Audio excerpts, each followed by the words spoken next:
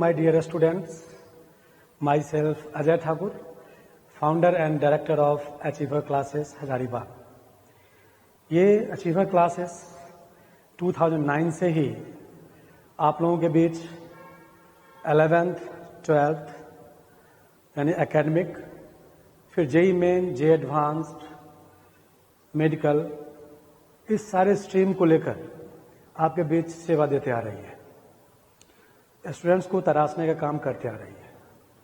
और यहाँ के स्टूडेंट्स चाहे एकेडमिक हो, चाहे जेई मेन हो, जे एडवांस हो, मेडिकल हो, हजारीबाग डिस्ट्रिक्ट और इसके आसपास हमेशा नंबर 1 पे आते आ रहा है, टॉपर्स आते आ रहा है। यानी अचीवर्स क्लासेस टॉपर्स जनरेट 2009 से ही करते आ रहा है।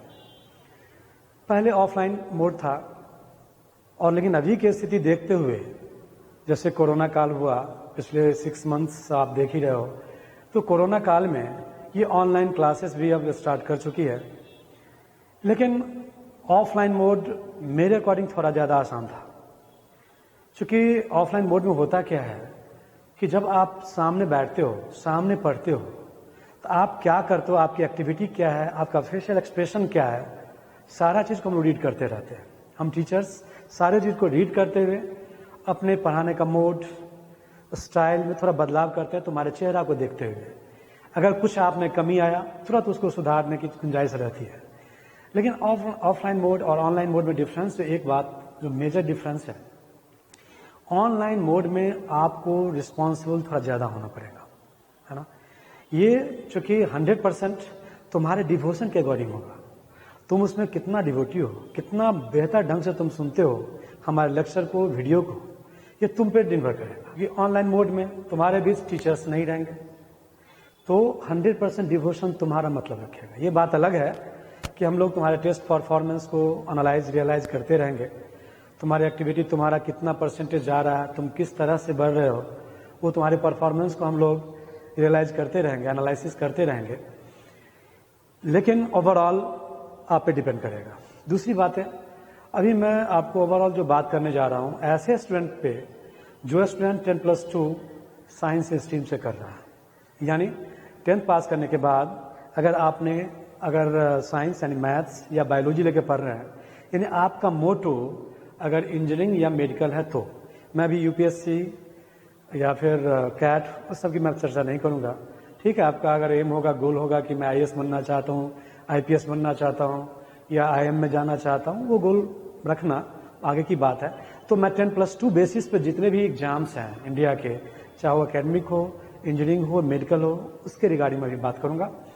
तो सबसे पहले मैं कुछ अपनी बात रखता हूँ, फिर आऊँगा पढ़ाने का स्ट्रैटेजी पे कि किस तरह से पढ़ाऊँगा, फिर आपको उसको किस तरह से पढ़ना है ताकि अपने पोटेंशियल का बेस्ट दे सको, बेस्ट रिजल्ट आप दे सको।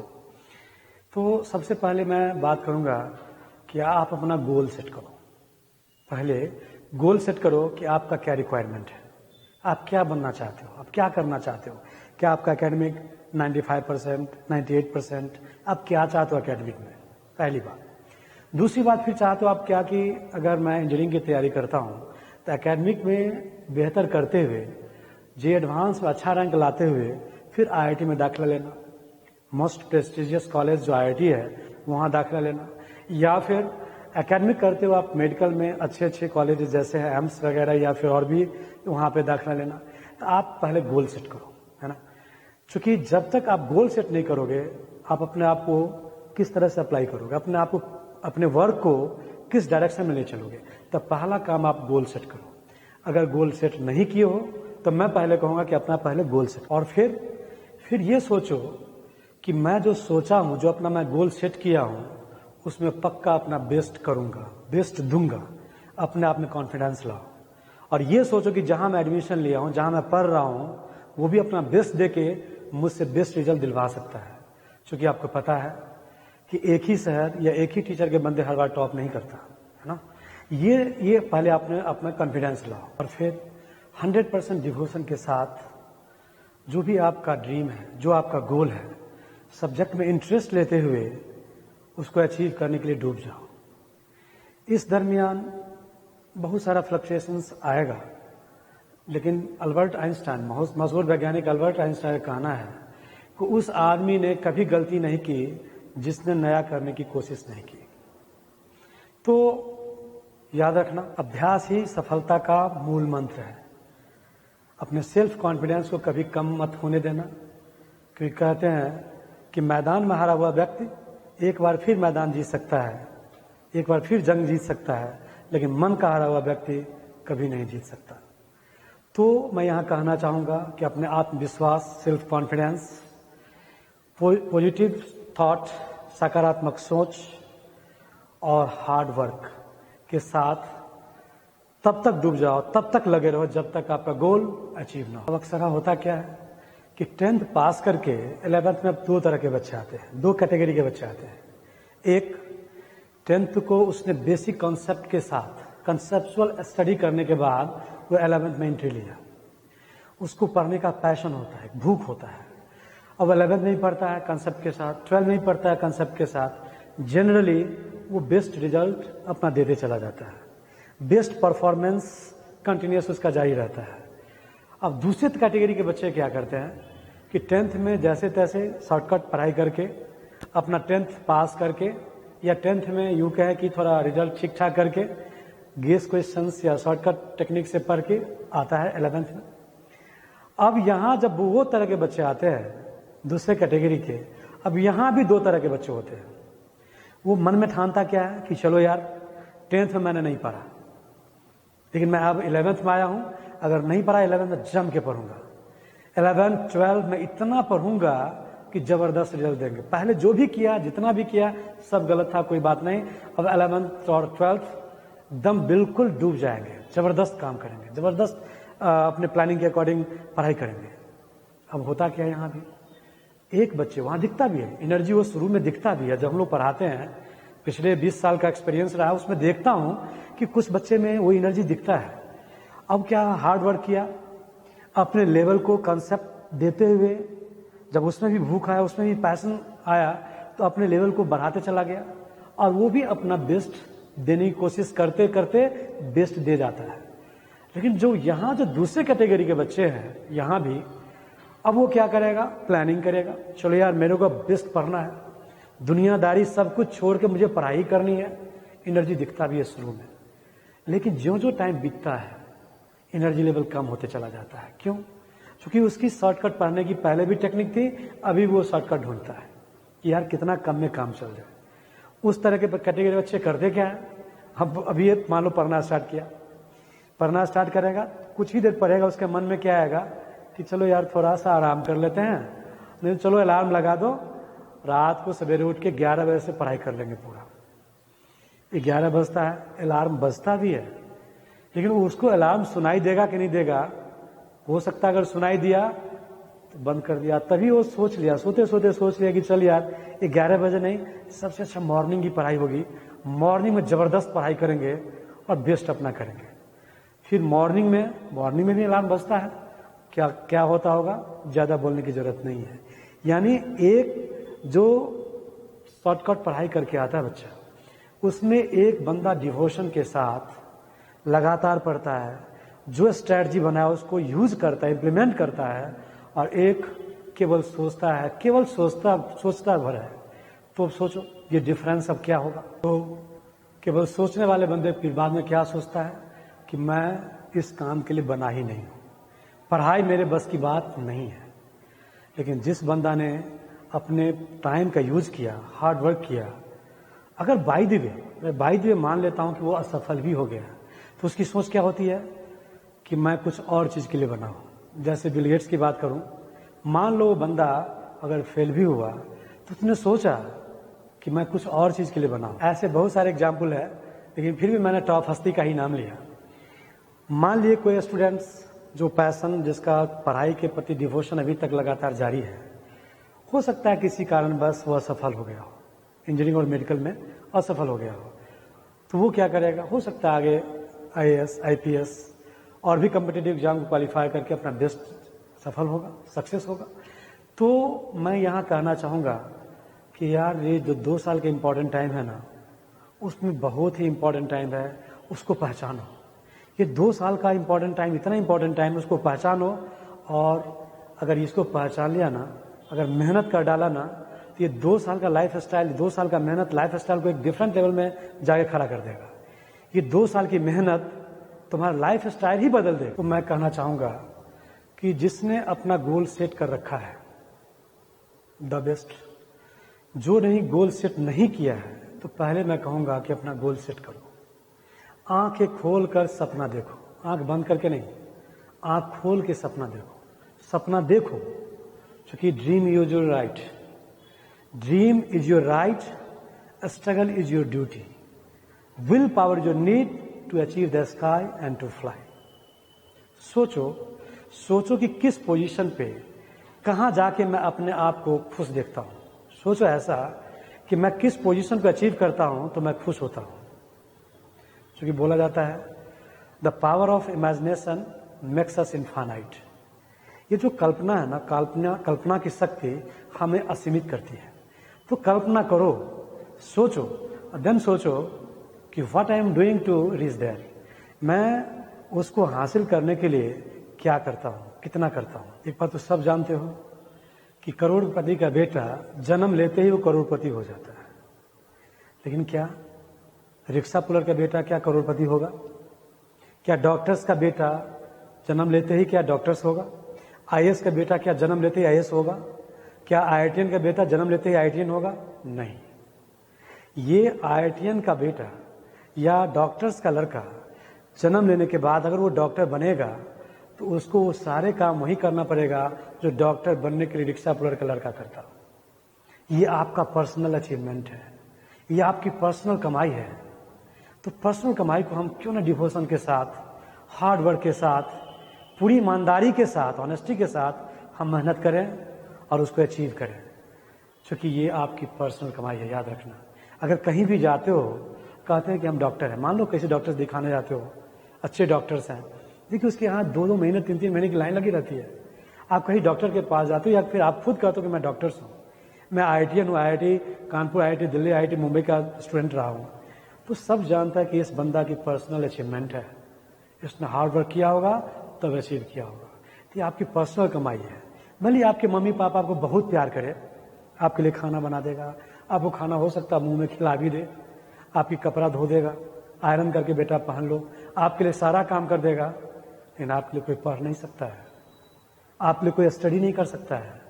ये सिर्फ और सिर्फ तुम्हारी पर्सनल है, पर्सनल अचीवमेंट है। इससे मैं आपसे बार बार कहूंगा यार कि पर्सनल अचीवमेंट को पूरी ईमानदारी से, अपने फुल एनर्जी को झोंक दो, जब तक ये आपका गोल अचीव। एक बात अपने मुझे पापा की याद आती है कि जब मैं 10th बोर्ड एग्जाम दे रहा था तो उन्होंने कहा कि अगर बेटा 10th में अगर अच्छा कर लेते हो तो तुम्हारी लाइफ बन जाएगी। मैंने मेहनत किया, ऊपर वाले का शुक्र, अच्छा आया। फिर वहीं जब 12th बोर्ड का एग्जाम आया तो फिर वही बात रिपीट उन्होंने किया, कहे कि देखो बेटा अगर 12th में तुम अच्छा करते हो तो लाइफ बन जाएगी। यहाँ भी गॉड का शुक्र था, अच्छा रहा। फिर इंजीनियरिंग का एग्जाम आया तो उन्होंने कहा क्या कि आईआईटी एनआईटी में जो बेस्ट इंजीनियरिंग कॉलेज है, अगर वहां जाते हो तो बिल्कुल तुम्हारी लाइफ सेट हो जाएगी। चलो भगवान का शुक्र था कि यहां भी डन, अच्छा रहा। अब क्या है कि फाइनली क्या है, फाइनली मैं पढ़ा रहा हूं। तो यार लाइफ बनती नहीं है, लाइफ बनानी पड़ती है। लाइफ को बनानी पड़ेगी, मेहनत आपको हर दिन करना पड़ेगा। अपने आप को टॉप पे ले जाने के लिए हमेशा मेहनत करना पड़ेगा। तो जब ये मेहनत करना ही पड़ेगा तो क्यों ना अभी से मेहनत करने की आदत डाल लें ताकि प्लेटफॉर्म अच्छा मिले। इंजीनियरिंग और मेडिकल के बच्चे, तैयारी करने वाले बच्चे अक्सर हैं क्या पूछता है कि सर कितना आवर स्टडी करें जो सफिशिएंट होगा। देखो यार, सफिशिएंट कुछ होता नहीं है ना। अगर जॉब में रहता, मैं अगर क्वेश्चन करता कि आप अगर जॉब में रहता, मान लो अगर 5 घंटा हर दिन ड्यूटी करते हो आपकी सालाना पैकेज है 1 करोड़। अगर 6 घंटा या 7 घंटा काम करने के बाद वो सालाना पैकेज अगर 1.5 करोड़ हो जाएगा या 2 करोड़ हो जाएगा तो क्या हम उससे कहते या किसी से पूछते क्या कि 5 घंटे के बदले 7 घंटा में ड्यूटी ना करूं? अपने आप से उत्तर मिल जाएगा, आंसर मिल जाएगा कि 1 करोड़ के बजाय 2 करोड़ हो रहा है, पैकेज डबल हो रहा है 2 घंटा काम करने से लिए, तो 2 घंटा नहीं आप 3 घंटा काम करने तैयार हो जाओगे, क्योंकि वो एनर्जी है।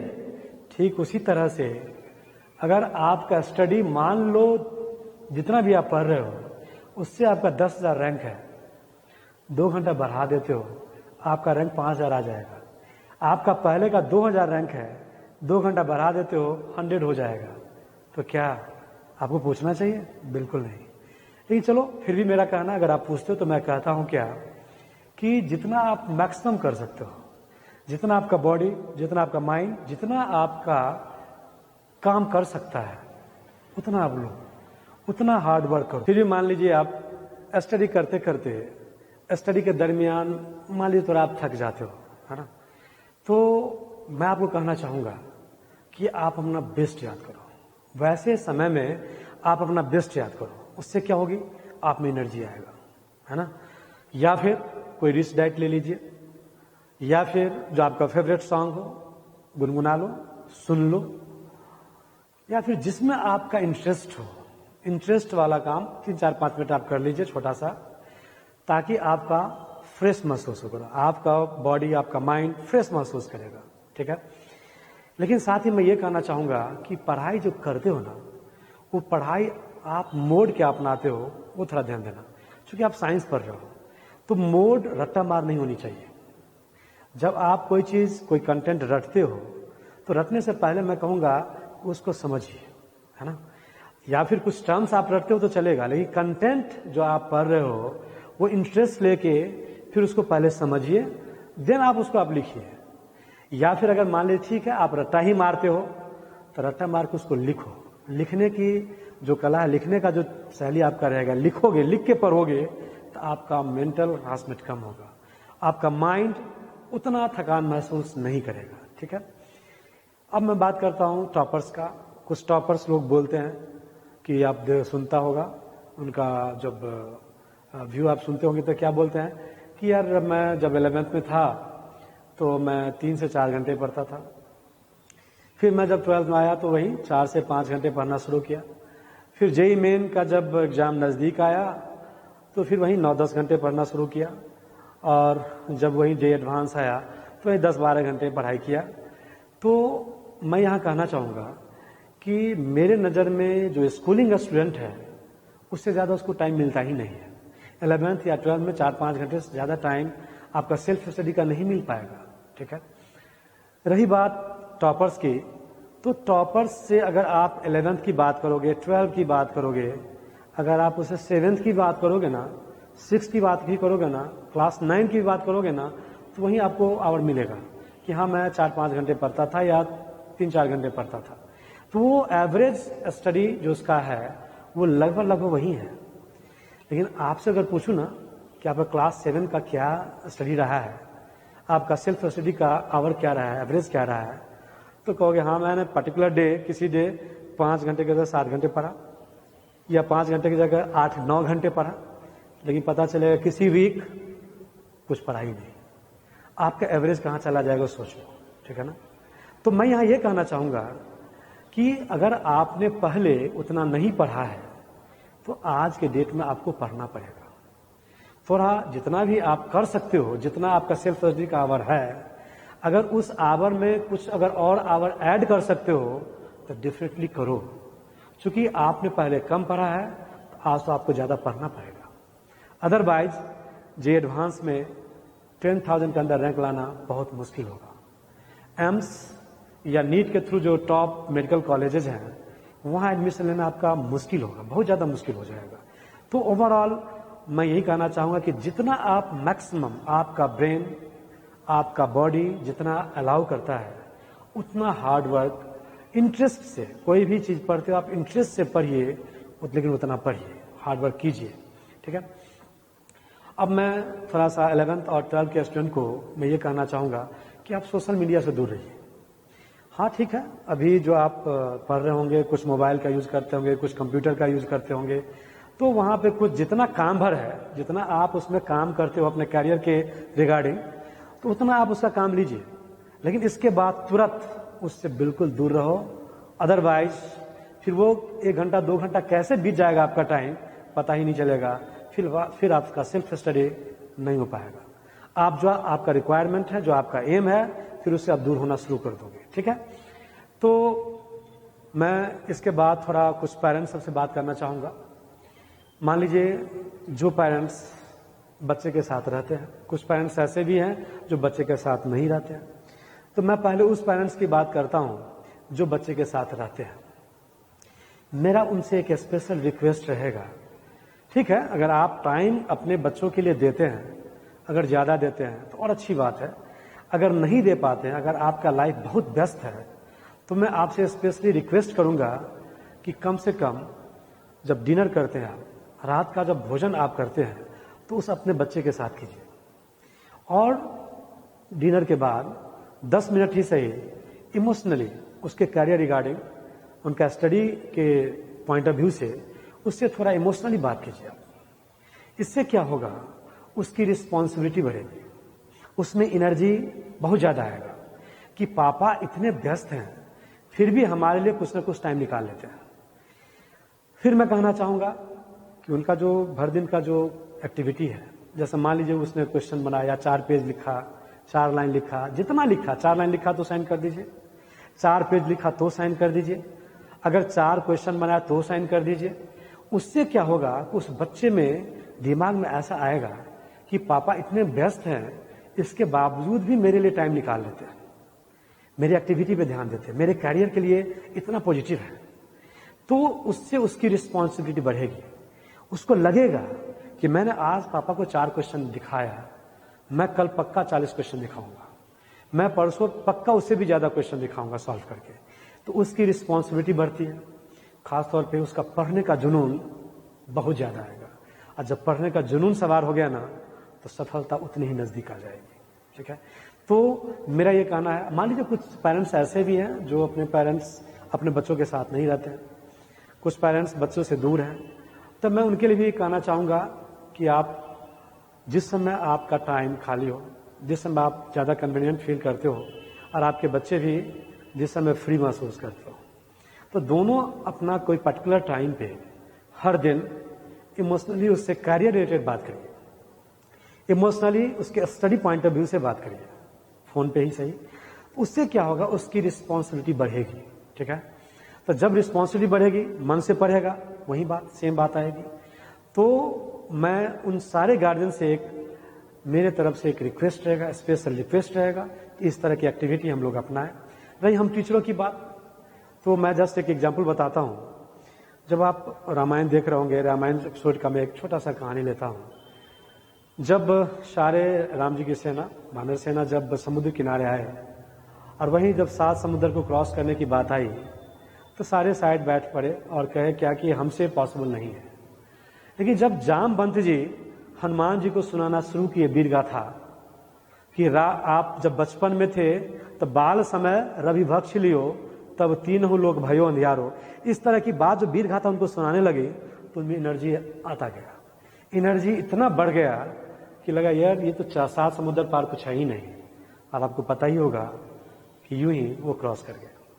तो मेरा ये कहना है कि हम लोग जामवंत बनते रहते हैं, उसके पोटेंशियल को एहसास कराते रहते हैं, उसमें एनर्जी हम लोग करते रहते हैं, पुट करते रहते हैं।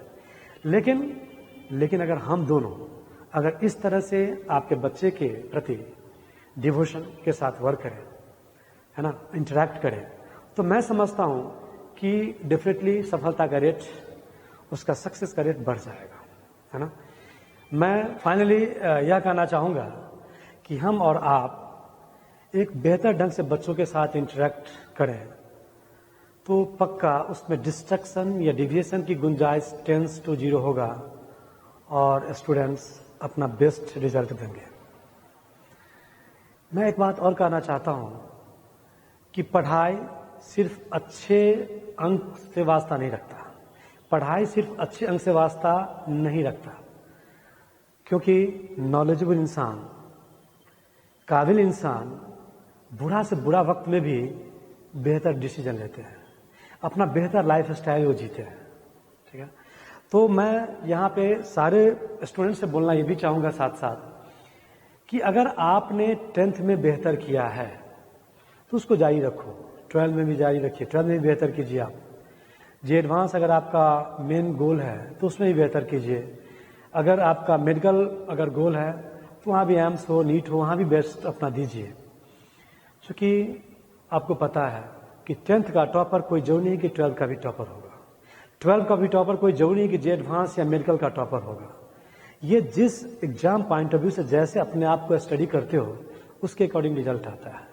तो मैं यहाँ पे ये कहना चाहता हूँ कि अगर जो 10th में टॉप किया हो सकता है कि उससे लोअर रैंकर उसको पीछे कर सकता है अगर वो 2 साल 11th 12th में अगर ज्यादा मेहनत कर बैठे तो।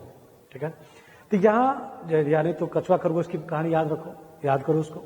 अगर नहीं याद है उसको याद कीजिए। कछुआ खरगोश की कहानी बहुत ही पॉपुलर कहानी है।